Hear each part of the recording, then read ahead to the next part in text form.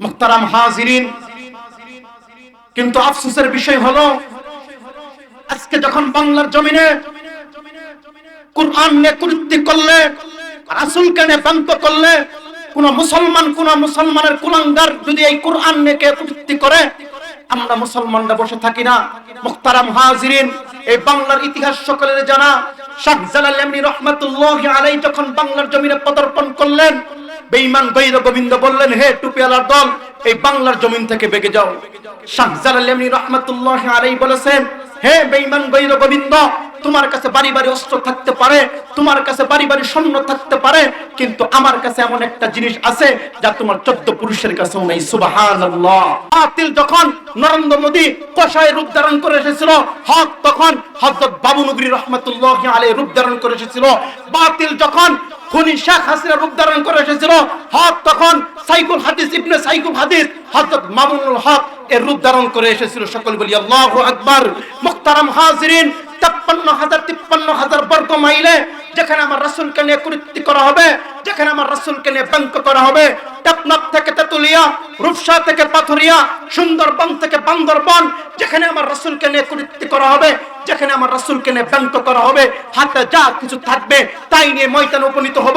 সেই কুলাঙ্গারকে এই পৃথিবীর বুক থেকে হালাক করে দিব ইনশাআল্লাহ। কথা বলেন ঠিক কিনা বেঠিক? মুহতারাম হাজিরিন, সেই জন্য সর্বোপরি একটা কথা বলে থাকি, প্রয়োজনে মাথার পাগড়ি কোমরে বেঁধে ময়দানে উপনীত হব। যেখানে দেখবো রাসূলকে নিয়ে ব্যঙ্গ করা হচ্ছে, যেখানে দেখবো রাসূলকে নিয়ে ব্যঙ্গ করা হচ্ছে, রাসূলকে নিয়ে কুরুক্তি করা হচ্ছে, পায়ের স্যান্ডেল খুলে তাদেরকে পিটাইতে পিটাইতে বাংলাদেশ থেকে নিস্তেনাবুদ করব। কথা বলেন ঠিক কিনা বেঠিক? ফি কালামিহিল মাজিদ ওয়া ফি ফুরকানিহিল হামিদ।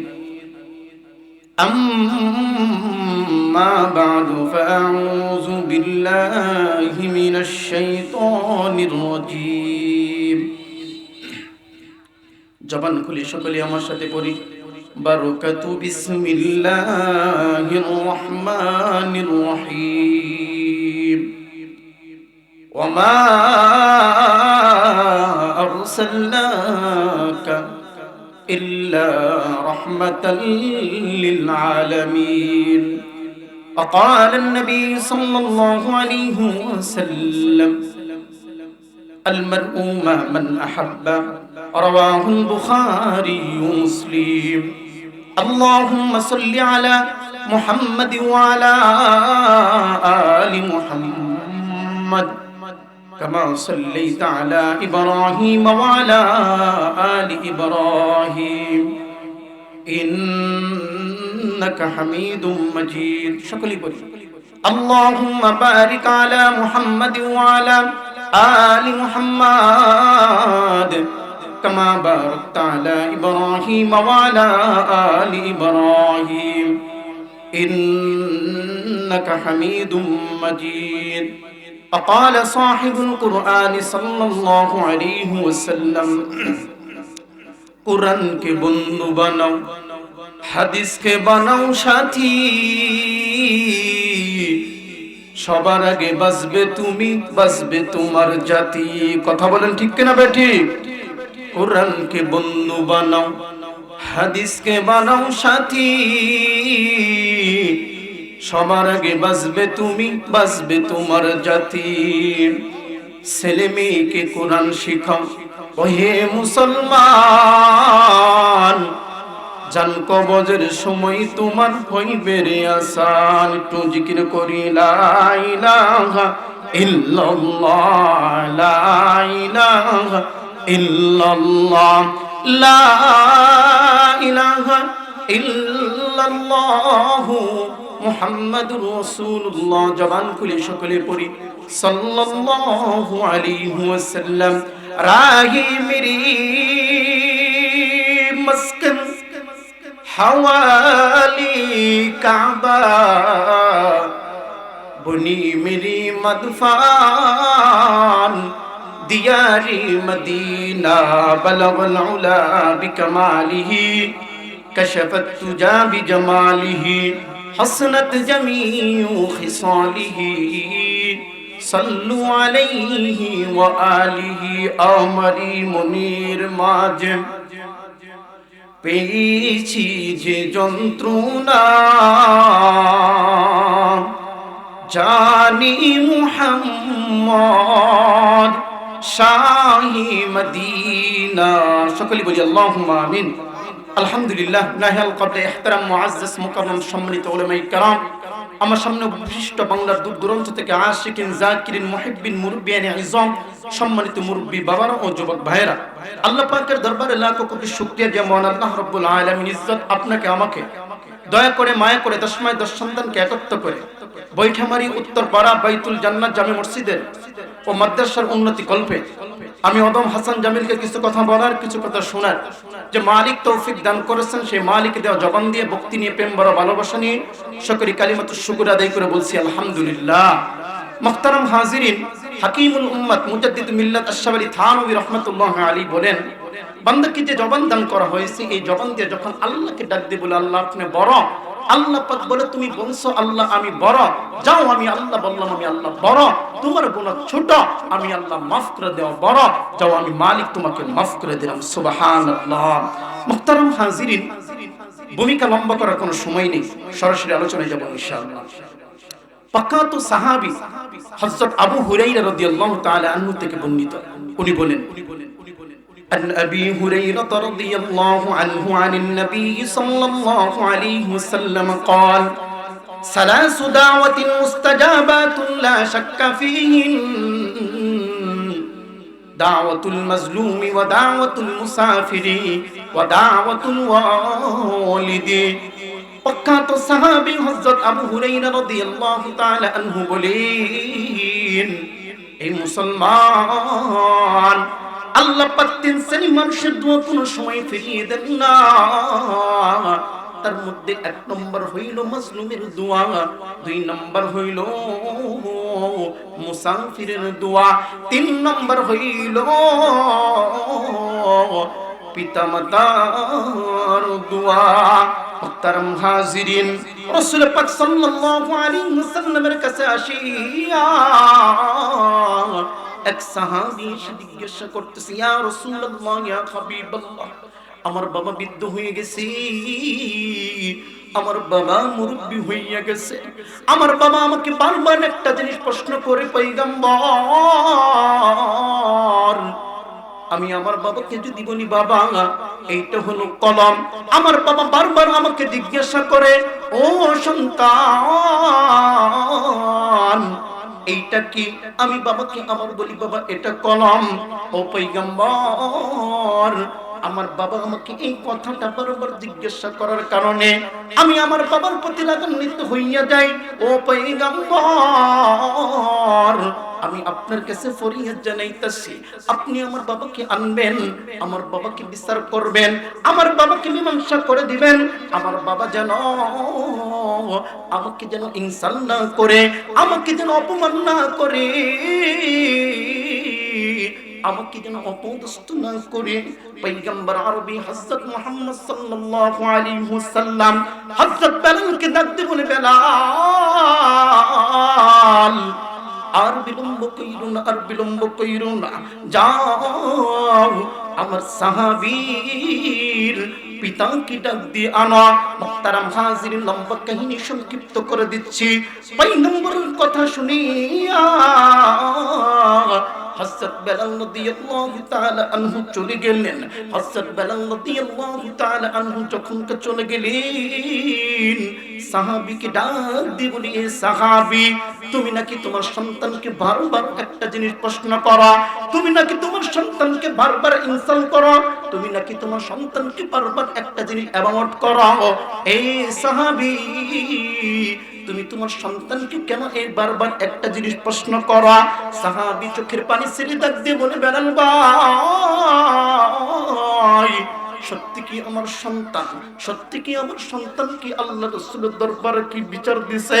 আল্লাহ রাসূলের সাহাবী বেলাল ডাক দিয়ে বলে, রে সাহাবীর পিতা, পয়গম্বরের কাছে তোমার সন্তান নালিশ জ্বালাইছে, তোমার সন্তানের নালিশ জানাইয়া আল্লাহ রাসূলকে বলছে, ও পয়গম্বর, আপনি আমার বাবার বিচারটা করে দিবেন। মুহতারাম হাজিরিন, সাহাবীর পিতা চোখের পানি সারিয়া আল্লাহকে ডাক দিয়ে বলে, আল্লাহ, এই সন্তানের জন্য আমি কি না করলাম, নিজে না খাইয়া সন্তানকে খাওয়াইলাম, নিজে একটা ভালো পোশাক না পইরা সন্তানকে পুরাইলাম। ও আল্লাহ, এই সন্তান আমার জন্য আল্লাহর রাসূলের দরবারে নালিশ জানাইছে। পয়গম্বরের সাহাবী রাসূল পাক সাল্লাল্লাহু আলাইহি ওয়াসাল্লামের কাছে যখন গেলেন, রাসূল পাক সাল্লাল্লাহু আলাইহি ওয়াসাল্লাম এই সাহাবীর পিতাকে ডাক দিয়ে বলতেছে, ও সাহাবী, কি অবস্থা, কি সমস্যা? তুমি কেন তোমার সন্তানকে বারবার একটা জিনিস প্রশ্ন করো? তুমি কেন তোমার সন্তানকে বারবার ইনসাল করো? এ সাহাবী, তুমি কেন তোমার সন্তানকে বারবার ইনসাল করো? পয়গম্বরের কথা শুনিয়া এই সাহাবীর পিতা ডাক দিয়ে বলে, ও পয়গম্বর, আমার সব কিছু বিচার আপনি করতে পারবেন। এই বিচার করার আগে আপনি হযরত বেলালকে পাঠাইবেন আমার বাড়িতে। হযরত বেলাল রাদিয়াল্লাহু তাআলা আনহু যাইবে। হযরত বেলাল রাদিয়াল্লাহু তাআলা আনহু যাইয়া তক্তার ভিতরে দেখবে, আলমারির ভিতরে দেখবে একটা কুরআন আছে, একটা বই আছে। এই বইটা আনবে। এই বইটা আনার পরে ও পয়গম্বর, আপনি তার বিচার করবেন, আপনি আমার বিচার কইবেন। পয়গম্বর হযরত বেলাল রাদিয়াল্লাহু তাআলা আনহুকে ডাক দিয়ে বলে, এ বেলাল, আর বিলম্ব কইরো না, আর বিলম্ব কইরো না, সরাসরি চলে যাও, এই সাহাবীর পিতার কাছে চলে যাও। এই সাহাবী হযরত বেলাল রাদিয়াল্লাহু তাআলা আনহু বাড়িতে চলে গেলেন। বাড়িতে চলে যাওয়ার পর তক্তার উপর থেকে একটা আলমারি থেকে একটা ডায়েরি নিয়ে আসলেন, পয়গম্বরের কাছে দিলেন।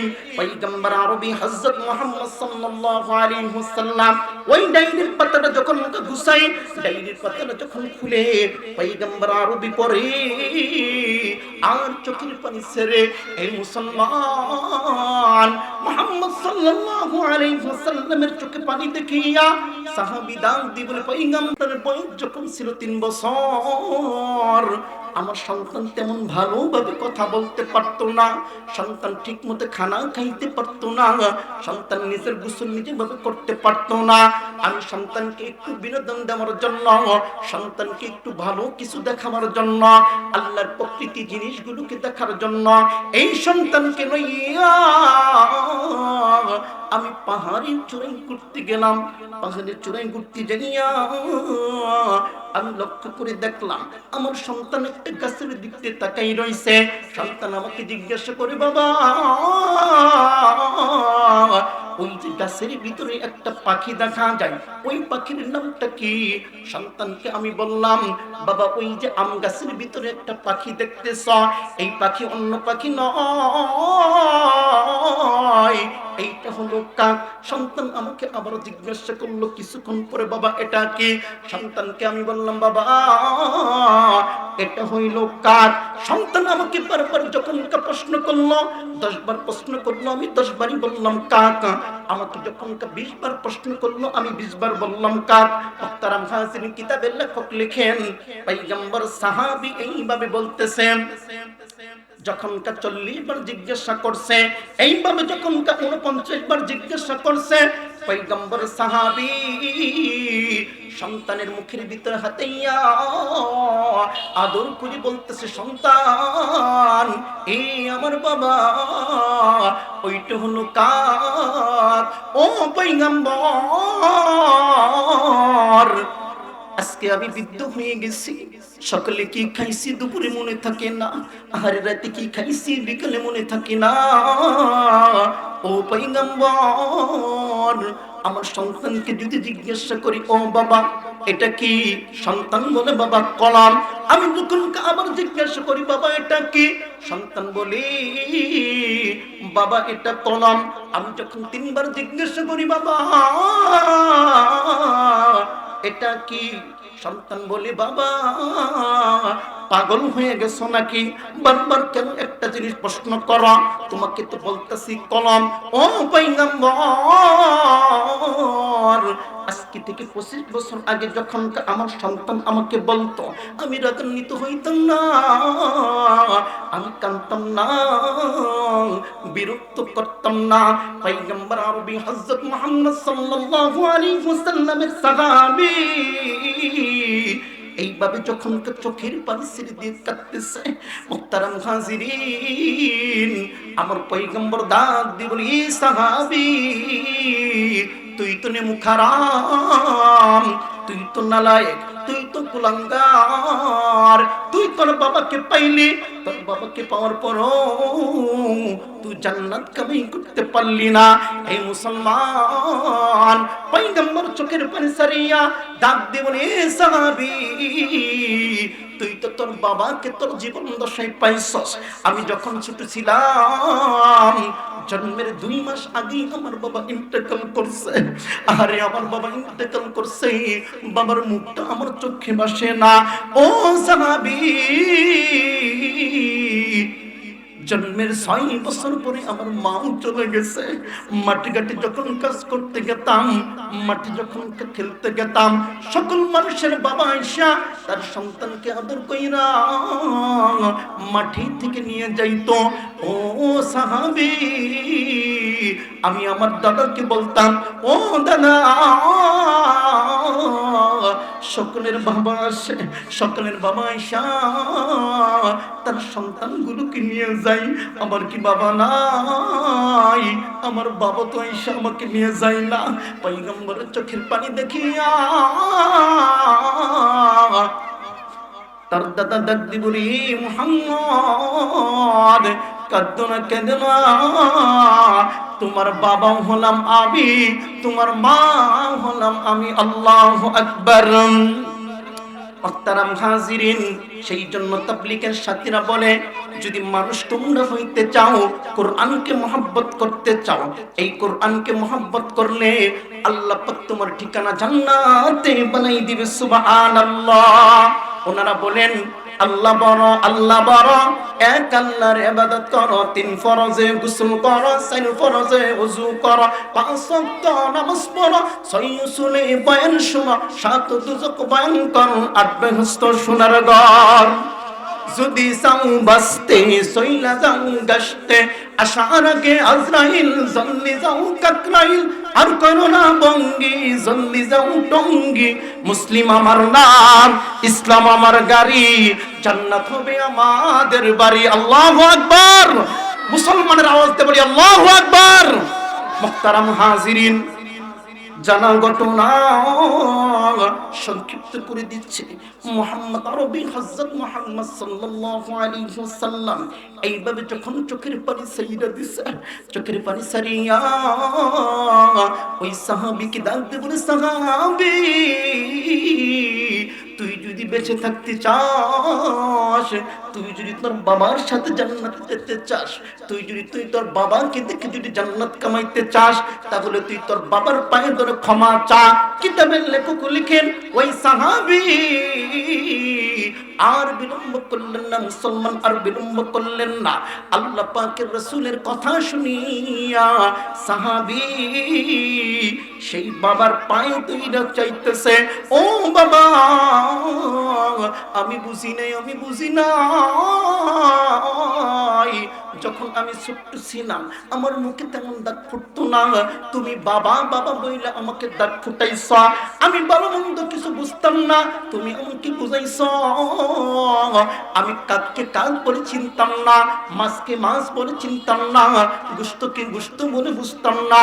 ও বাবা, আমার ভুল হয়েছে, তুমি আমাকে নিজ গুণে মাফ করে দাও। সুবহানাল্লাহ। যখন এইভাবে বাবার কাছে ফরিয়াদ জানাইতেছে, বাবা না সাইরা বান্দা আল্লাহ রাসূলের মুখের মিতা খাইয়া সন্তানকে মাফ করে দিলেন।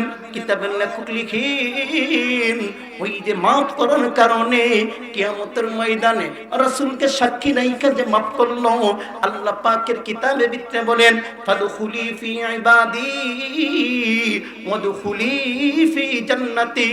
আল্লাহ পাক তার ঠিকানা জান্নাতে বানাই দিয়েছে। সুবহানাল্লাহ। রাহমাতুল লিল আলামিন নবী, রাহমাতুল লিল আলামিন নবী, কুরআনে প্রমাণ উম্মত বিনি কি বুঝিবে আমার দয়ার নবীর শান। কথা বলেন ঠিক কিনা বেটি?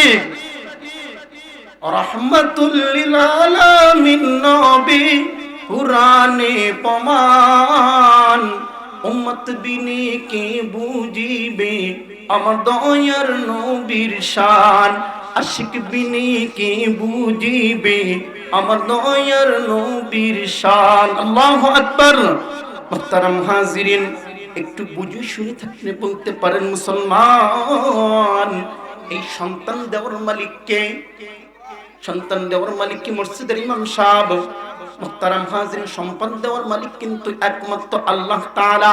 সম্পদ দেওয়ার মালিক কোনো বাবা নয়, সন্তান দেওয়ার মালিক কিন্তু একমাত্র আল্লাহ তাআলা। মুহতারাম হাজিরিন, আফগানিস্তানের একটি ঘটনা বলি, বিদায়ের পালা। মুহতারাম হাজিরিন, উনি দিয়ে বিবাহ করে দিলেন। সেই রমণীর নাম ছিল, সেই রমণীর নাম ছিল ফাতেমা। এই হযরত সালমান যখন মনে মনে চিন্তা করলো, মনে মনে চিন্তা করিয়া যখন তার বাবা তাকে বিবাহকে সম্পন্ন করে দিল, বিবাহকে সম্পন্ন করার পরে একটা ছেলে সন্তানের আশা করিয়া পর্যায়ক্রমে যখন 6টা কন্যা সন্তান হইল, এইবার বিবি ফাতেমাকে ডাক দিয়ে বলে, বিবি ফাতেমাকে ডাক দিয়ে বলে, এই ফাতেমা, 6টা কন্যা সন্তান হয়েছে তোমার গর্ভে থেকে।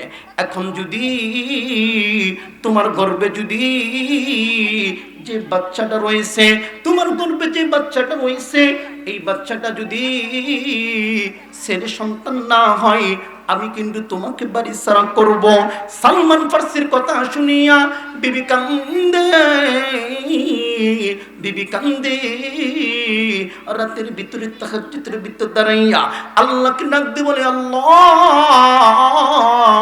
সন্তান দেওয়ার মালিক আমার স্বামী সালমান নয়, সন্তান দেওয়ার মালিক আমি ফাতেমা নই।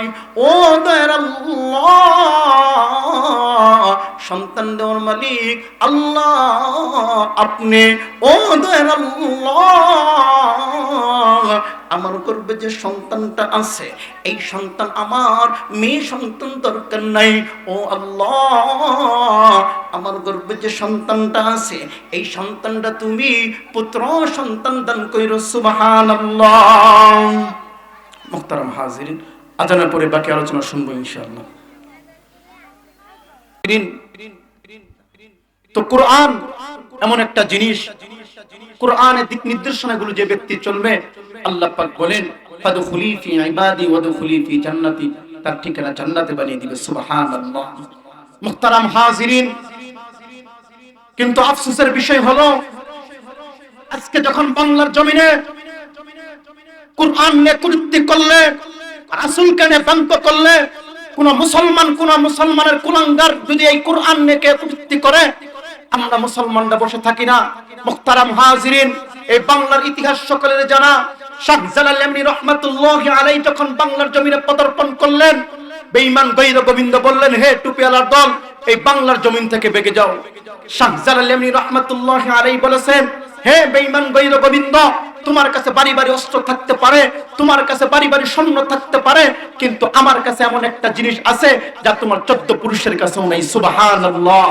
মুহতারাম হাজিরিন, শাহজালাল এমনি রহমাতুল্লাহি আলাইহি পবিত্র কুরআন খানাকে উঁচু করে বললেন, হে 313 জন আউলিয়ার ভিতরে কে আসো, যার আজ পর্যন্ত আসরের 4 রাকাত সুন্নাত নামাজ কাজা হয়নি, যার আজ পর্যন্ত তাহাজ্জুদ নামাজ কাজা হয়নি। নাসিরউদ্দিন নামে একজন আল্লাহর ওলি ডাক দিয়ে বললেন, দন্ন আপনার জিহ্বা নাড়া নাড়া, আল্লাহু আকবার আওয়াজটা তুলে দেন। শাহজালাল এমনি রহমাতুল্লাহি আলাইহি বলেন, এই নাসিরউদ্দিন যখন আল্লাহু আকবার আওয়াজটা তুলছিল, বেঈমান গৈর গোবিন্দ রাজপ্রাসাদ ভূমিকম্প হতে শুরু হয়েছিল। যখন আল্লাহু আকবার আওয়াজ শেষ, বেঈমান গৈর গোবিন্দ রাজপ্রাসাদ আল্লাহ তাআলা মাটির সাথে বিলীন করে দিয়েছে। সকল বলি সুবহানাল্লাহ। মুহতারাম হাজিরিন, সেই তাকবীর আজও আছে নাকি নাই? মুহতারাম হাজিরিন, সেই তাকবীর আজও আছে। মুহতারাম হাজিরিন, আমরা জানি বাতিল যখন নমরুদের রূপ ধারণ করে এসেছিল, হক তখন ইব্রাহিম খলিল এর রূপ ধারণ করে এসেছিল। বাতিল যখন ফেরাউনের রূপ ধারণ করে এসেছিল, হক তখন মুসা কালিমুল্লাহ রূপ ধারণ করে এসেছিল। বাতিল যখন ওয়ালিদ ইবনে মুগিরার রূপ ধারণ করে এসেছিল, বাতিল যখন আবু জাহেলের রূপ ধারণ করে এসেছিল, বাতিল যখন খুতবা সাহিবার রূপ ধারণ করে এসেছিল, হক তখন মুহাম্মদ আরবি হযরত মুহাম্মদ সাল্লাল্লাহু আলাইহি ওয়াসাল্লামের রূপ ধারণ করে এসেছিল। বাতিল যখন ইংরেজদের রূপ ধারণ করে এসেছিল, হক তখন উলামায়ে দেওবন্দের রূপ ধারণ করে এসেছিল। বাতিল যখন নরেন্দ্র মোদী কসাইয়ের রূপ ধারণ করে এসেছিল, হক তখন হযরত বাবু নগরী রাহমাতুল্লাহি আলাইহি রূপ ধারণ করে এসেছিল। বাতিল যখন খুনি শেখ হাসিনা রূপ ধারণ করে এসেছিল, হক তখন সাইকুল হাদিস ইবনে সাইকুল হাদিস হযরত মামুনুল হক এর রূপ ধারণ করে এসেছিল। সকল বলি আল্লাহু আকবার। মুহতারাম হাজিরিন, 53,000 বর্গ মাইলে যেখানে আমার রাসূলকে নিয়ে কৃত্য করা হবে, যেখানে আমার রাসূলকে নিয়ে ব্যঙ্গ করা হবে, টেকনাফ থেকে তেতুলিয়া, রূপসা থেকে পাথুরিয়া, সুন্দরবন থেকে বান্দরবন, যেখানে আমার রাসূলকে নিয়ে কৃত্য করা হবে, যেখানে আমার রাসূলকে নিয়ে ব্যঙ্গ করা হবে, হাতে যা কিছু থাকবে তাই নিয়ে ময়দানে উপনীত হব। সেই কুলাঙ্গারকে এই পৃথিবীর বুক থেকে হালাক করে দিব ইনশাআল্লাহ। কথা বলেন ঠিক কিনা বেঠিক? মুহতারাম হাজিরিন, সেই জন্য সর্বোপরি একটা কথা বলে থাকি, প্রয়োজনে মাথার পাগড়ি কোমরে বেঁধে ময়দানে উপনীত হব।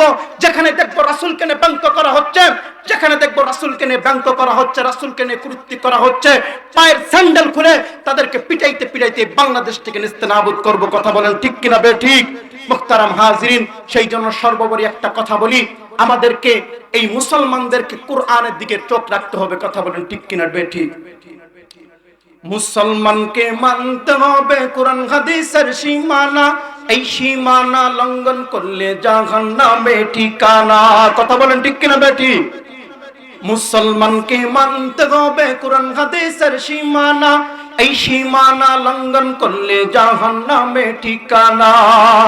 আর যদি নাহি মানো নাইর গতি কোন, আর যদি নাহি মানো নাইর গতি কোন, জেনে শুনে জাহান্নামের দিকে কেন যাও? কথা বলেন ঠিক কিনা বেঠিক? আরে গাও বাংলাদেশ গাও, তবে ইচ্ছামতি গাও, মন চাহিলে নেচে গিয়ে জাহান্নামে যাও।